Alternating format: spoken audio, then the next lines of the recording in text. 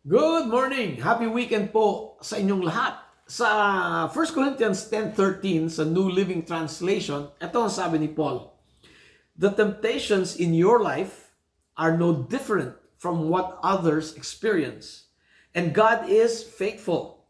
He will not allow the temptation to be more than you can stand.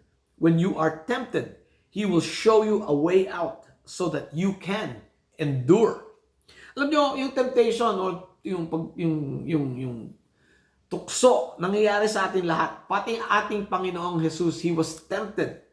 Yung plano natin today is to study temptation of our Lord Jesus Christ. Tapos pag-aralan natin how our Lord was victorious in spite of the temptation. Okay?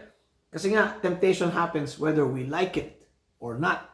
Ang text natin sa Matthew chapter 4, verses 1 hanggang 11. Bago natin basahin, mag-pray muna tayo. Heavenly Father, we thank you for this time that we can study your word. May your word enlighten us, encourage us, and empower us to do your will. In the mighty name of Jesus we pray. Amen. Yung text natin, chapter 4. Then Jesus was led by the Spirit into the desert to be tempted by the devil. After fasting 40 days and 40 nights, he was hungry. The tempter came to him and said, "If you are the Son of God, tell these stones to become bread." Jesus answered, "It is written, man does not live on bread alone, but on every word that comes from the mouth of God." Then the devil took him to the holy city and had him stand on the highest point of the temple. "If you are the Son of God," he said, "throw yourself down, for it is written, He will command His angels concerning you, and they will lift you up in their hands, so that you will not strike your foot against a stone." Jesus answered him, "It is written, do not put the Lord your God to the test." Again, the devil took him to a very high mountain and showed him all the kingdoms of the world and their splendor. "All this I will give to you," he said, "if you would bow down and worship me." Jesus said to him, "Away from me, Satan, for it is written, worship the Lord your God and serve Him only." Then the devil left him, and the angels came and attended him. Dito sa study natin, tatlong major points ang pag-uusapan natin. Number 1, yung mga main characters. Number 2, what is temptation? And number 3, what do we do as Christians so we can deal with the temptations of the devil and be victorious. Yan. Okay, una, the main characters. Dalawa, our Lord Jesus and the enemy of our Lord. Dito sa text natin, we see the humanity of our Lord Jesus Christ. Okay? He fasted for 40 days. 40 days and 40 nights. Gutom na siya. He was hungry. Okay? He was tired, alone, hungry, very vulnerable siya sa temptation. Pero how did our Lord deal with temptation? He used scripture. 3 beses siyang tinempt ng demonyo. 3 beses din niyang ginamit ang banal na salita to fight temptation. Kaya nga sabi sa Hebrews, he was victorious. Hebrews chapter 4:15, "For we do not have a high priest who is unable to sympathize with our weaknesses, but we have one who was tempted in every way just as we are, yet was without sin." Ang ating Panginoon tinukso, pero He won. He did not sin. Okay? Pangalawa, sa character, ay yung kalaban. Dito sa ating text is identified as the deceiver, the devil, the tempter, and Satan. Yung devil, the word is the Greek for diablos, no? Which means slanderer or defamer, which emphasizes yung kanyang deceptive nature. Deceiver siya, manlilinlang.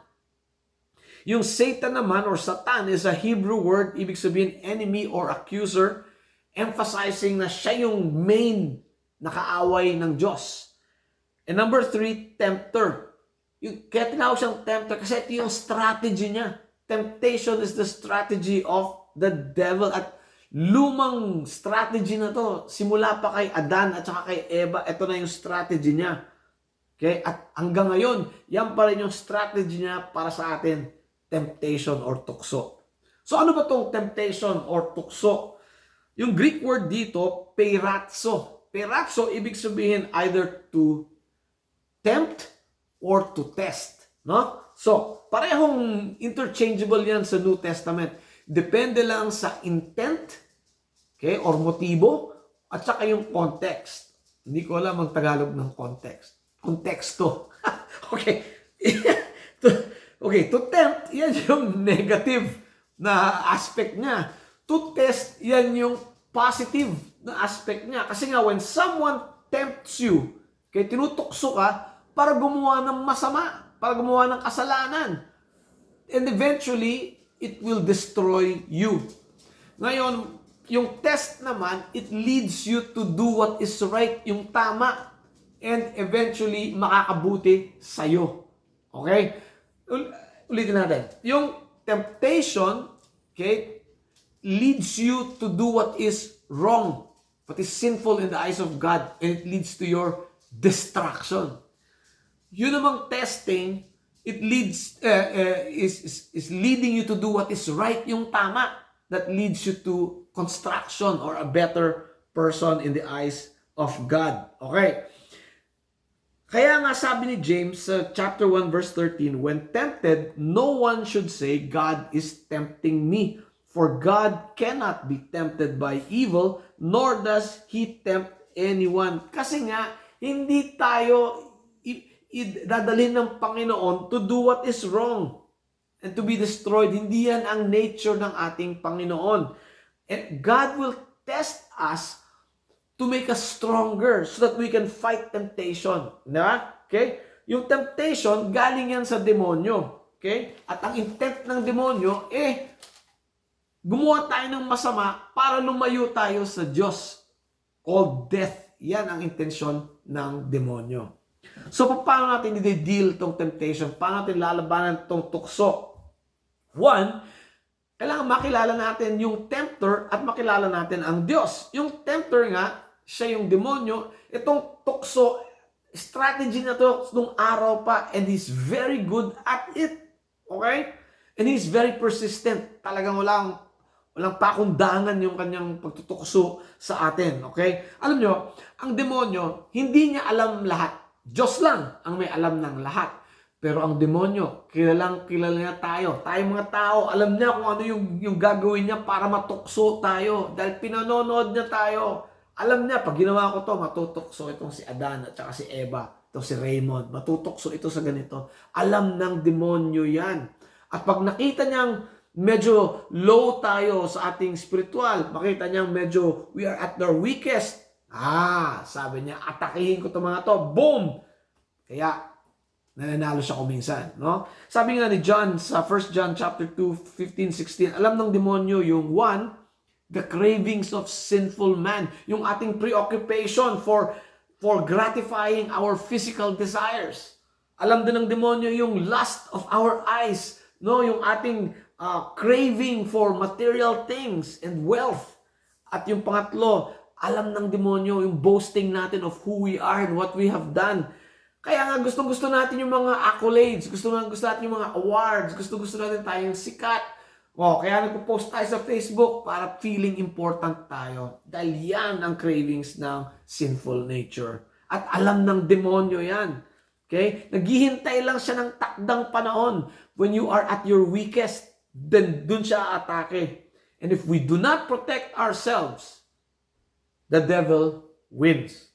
And by the way, the devil can only tempt us, okay?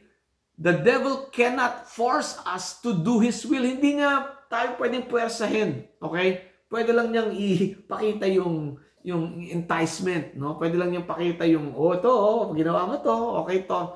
Okay? Pero he cannot force us to do what we do not want to do. Okay? Alam niya yung weakness natin, pero he cannot force us to do. Okay? Kaya nga we cannot say, the devil made me do it. Kasi nga, pag gumawa tayo ng kasalanan, we are on our own. Ginawa natin yan on our own desire or our own accord. Tayo lang. No? Of course, ang demonyo, he is cunning, he is crafty, he is resourceful. Para siyang yung fisherman. No? Tatago niya yung hook. Nalagyan niya ng uod. Kaya yung fish naman, nakita niya yung uod, gaganon-ganon. Sarap! Sabi niya, wag! Hindi niya alam, andun pala yung hook. Patay kang fish ka. Ganyan ang demonyo. Okay? Resourceful siya. So, we also need to know who God is. Sabi nga, ang pag-aralan natin, God does not tempt us to sin. God tests us to make us stronger para ma-resist natin yung tukso. And pangatlo, God provides a way out. Alam niyo yung binasa natin yung text natin sa 1 Corinthians 10:13. Merong sinasabi dyan na God provided a way out. Diba? Basahin natin ulit ha. The temptations in your life are no different from what others experience. And God is faithful. He will not allow the temptation to be more than you can stand. When you are tempted, He will show you a way out so that you can endure. Yung way out dito sa Greek, ekbasis. Ang ekbasis is a Greek military term. Ibig sabihin, an escape route, a secret passage away. So kunwari, napapaligiran ka ng kalaban, okay lang kasi alam mo may secret passage na dadaanan mo to escape. Yan ang ibig sabihin ng ekbasis. At sa tamang konteksto, pag ginamit mo to, ibig sabihin, yung escape route, nandoon na bago dumating yung kalaban. Okay? So bago dumating yung temptation, ginawa na ng Panginoon yung ekbasis natin, yung escape route natin. Okay? Ano yun? Tatlong bagay ang kailangan natin gawin para makita natin yung ekbasis, yung escape. Number one, we have to humbly admit our weakness. Kailangan aminin natin we are weak. Pag inamin natin we are weak, ibig sabihin nun, inaamin din natin, hindi natin kayang labanan yung demonyo on our own. Kailangan natin ng Diyos. Yan. Pag inamin natin yung weakness natin at inako natin yung kailangan natin ng Diyos, hindi tayo matatabunan ng demonyo. Hindi siya pwedeng manalo. Kasi ang Diyos ang magli-lift up sa atin. Sabi ni James sa James 4:10, humble yourselves before the Lord and He will lift you up. Pangalawa na dapat natin gawin is to use the light of Scripture para makita natin yung tukso. Okay? Sabi nga ng Psalm 119:105, the Word of God is a lamp unto my feet and the light into my path. Napakaraming tukso dito sa napakadilim na mundo. Can you imagine? Hindi mo na makita kung saan yung tukso. Kasi ang dilim. Dami. Pero kung meron kang ilaw, may ilawan mo yung dinadaanan mo, makikita mo, hindi ka mapapahamak. Yan ang ibig sabihin, your word is a lamp unto my feet, a light unto my path. And the closer we are to the light, the more we read Scripture, study Scripture, meditate, even memorize Scripture, lalong lumalakas yung ilaw. Mas lalo natin nakikita yung tukso ng kalaban. And number 3, we need to walk in the Spirit. Sabi ni Paul sa Galatians 5:16, so I say, let the Holy Spirit guide your lives. Then you won't be doing what your sinful nature craves. Ang tanong, who guides you? Ang mundo ba at saka ang demonyo? Or ang banal na spirito? Kung totoong isinuko na ninyo yung buhay ninyo kay Kristo, okay, then you have the Holy Spirit in you. Ang kailangan mo lang gawin is let the Holy Spirit guide you para malabanan natin ang tukso at manalo tayo. Pero kung hindi mo pa totoong sinusuko ang buhay mo kay Kristo, wala yung banal na spirito sa puso mo. Wala yung banal na spirito sa iyo. Ang kailangan mo is ang banal na spirito. Okay? Para malabanan mo yung tukso ng kaaway. But today is a good day. The good news is, ngayong araw, maaari yung pang isuko yung buhay mo sa Panginoon. If you would only listen and obey the words of our Savior when He said in Mark 1:15, the kingdom of God is near.